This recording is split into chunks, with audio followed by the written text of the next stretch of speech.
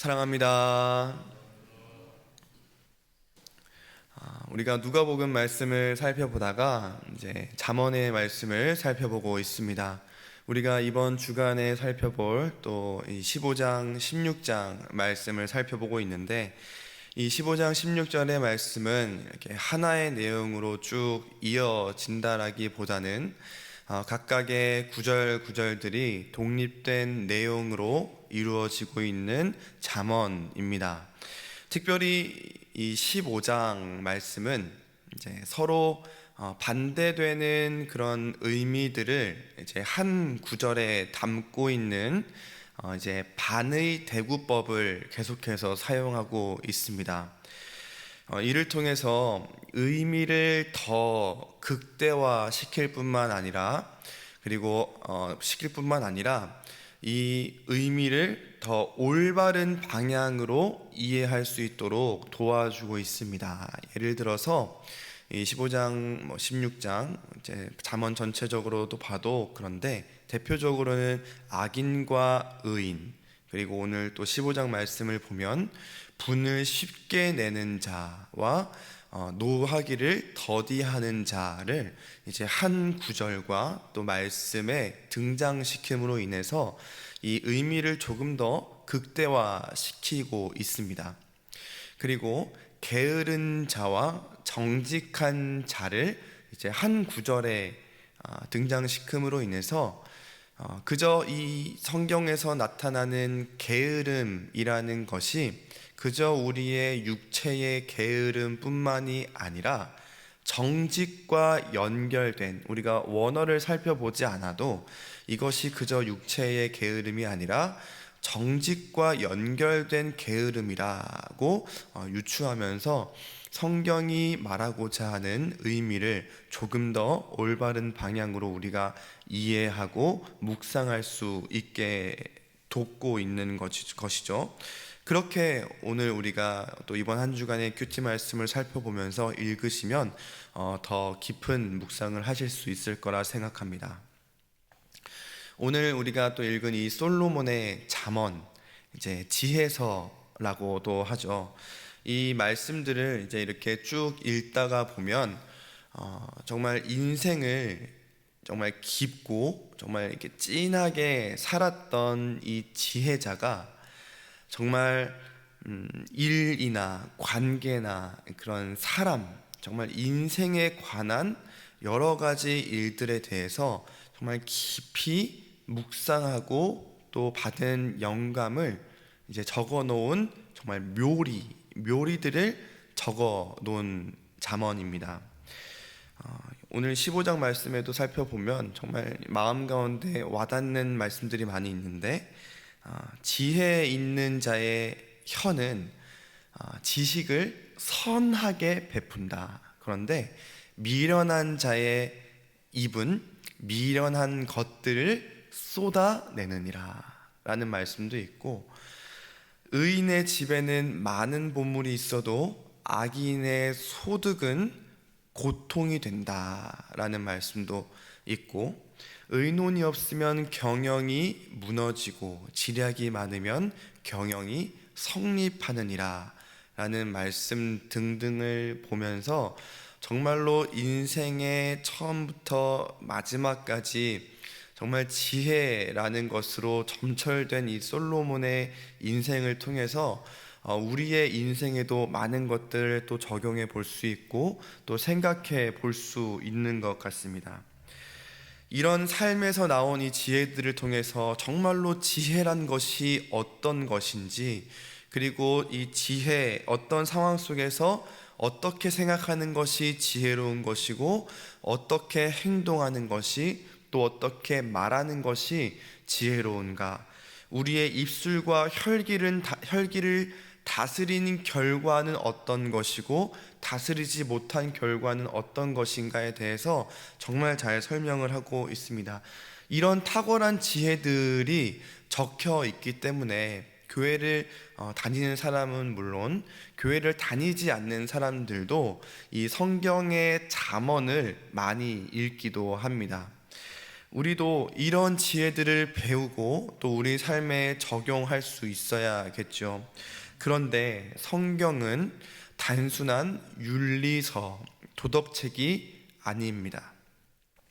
솔로몬도 그저 인생을 잘 살아보고자, 그리고 더 윤택한 삶을, 더 편한 삶을 살아보라고 이런 말씀을 적은 것이라기보다는 이런 지혜자, 정말로 지혜의 정말로 가장 1인자라고도 말할 수 있는 이 솔로몬이 도달한 궁극적인 지혜를 말합니다. 정말로 이 지혜가 너무나 많고 풍성해서 이방 여왕이 솔로몬에게 지혜를 구하고자 다가오는 이 지혜자, 그가 말하는 궁극적인 지혜, 그것이 무엇일까요? 너무너무나 궁금하지 않습니까? 이 지혜자가 말하는 것, 이 잠언을 일맥상통하고 있는 한 구절, 여호와를 경외하는 것이 지혜의 근본이니라.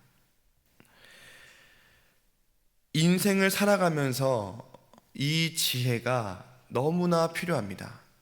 우리의 인생을 살아가면서 이 지혜의 근본되는 것이 우리의 삶에 너무나 필요합니다. 삶의 수많은 굴곡들과 역경, 그리고 우리가 선택해야 되는 수많은 그런 기로 가운데 이 지혜는 너무나 필요한 것이죠.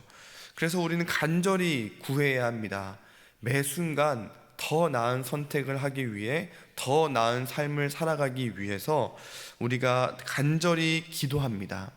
그래서 솔로몬도 이런 부분들을 위해서 또 지혜를 나눠주기도 하죠. 그러나 가장 중요한 것, 그저 인생에 좀 더 나은 선택을 해서 더 많은 돈을 벌고 더 나은 선택을 해서 정말 더 좋은 직업과 더 좋은 삶의 이런 지경들이 펼쳐지는 것뿐만이 아니라 여호와를 경외하는 것이 진정한 지혜의 근본이라 말씀을 하고 있습니다. 오늘 말씀 제목이 기억하시는 분이 계실지 모르겠지만 지혜와 겸손 그리고 경외입니다.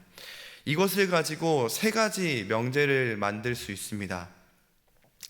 지혜로운 자는 겸손하다라는 것과 겸손한 자는 여호와를 경외하는 자다. 그리고 여호와를 경외하는 자는 지혜로운 자다.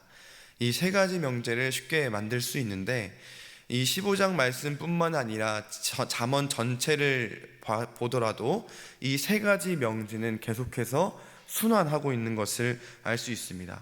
지혜는 무엇입니까? 지혜는 무엇입니까? 많은 학업을 쌓는 것이 아니라 여호와를, 하나님을 알아가는 것이죠. 오늘보다 내일 더 알아가는 것입니다. 하나님이 누구신지, 하나님이 어떤 일을 하셨는지, 무엇을 하셨는지, 그 일을 어떻게 풀어가셨는지, 또 그 일을 왜 하셨는지 하나님에 대해서 알아가는 지혜가 우리에게 쌓이고 쌓이다 보면 창조주이시고 구속주이신 하나님을 날마다 더 알아간다면 우리는 그 앞에 겸손할 수밖에 없는 것입니다.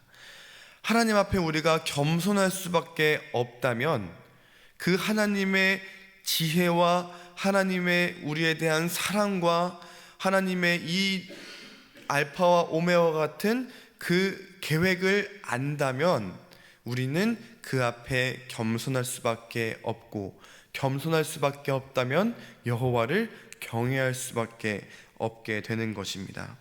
그러므로 여호와를 경외하는 것이 진정한 지혜의 근본이라는 것이죠.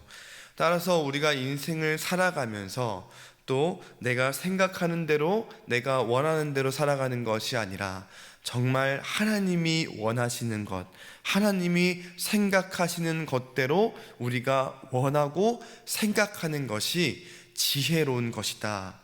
그래서 우리는 겸손하게 하나님의 말씀대로 살아가야 하는 것입니다. 그렇지 않게 된다면 우리의 집은 교만한 우리의 집은 허물어지게 될 것이며 하나님이 그런 우리를 미워하게 될 것이며 우리를 멀리 떠난다라고 말씀을 하는 것입니다. 하나님이 우리를 떠나는 것만큼, 하나님이 우리를 포기하시는 것만큼, 우리를 미워하시는 것만큼 인생의 실패는 없을 것입니다. 이 진리를 우리 가정에, 우리 자녀에, 우리의 모든 공동체에 계속해서 끊임없이 가르칠 수 있는 우리가 되면 좋겠습니다. 말씀을 맺겠습니다. 지혜롭고 싶으십니까? 겸손하게 여호와를 경외하십시오. 겸손하고 싶으십니까? 하나님을 더 알아가는 지혜를 여호와께 구하십시오. 여호와를 경외하는 자가 되고 싶으십니까? 겸손하게 여호와를 아는 지혜를 구하십시오. 이것이 역대 최고의 지혜자라 불리는 솔로몬이 우리에게 주는, 아니 전지하신 하나님께서 우리에게 주시는 잠언입니다. 바라기는 모든 성도님들께서 정말 하나님 앞에 겸손히 여호와를 경외하는 지혜자가 다 되시기를 예수님의 이름으로 축복합니다. 기도하겠습니다.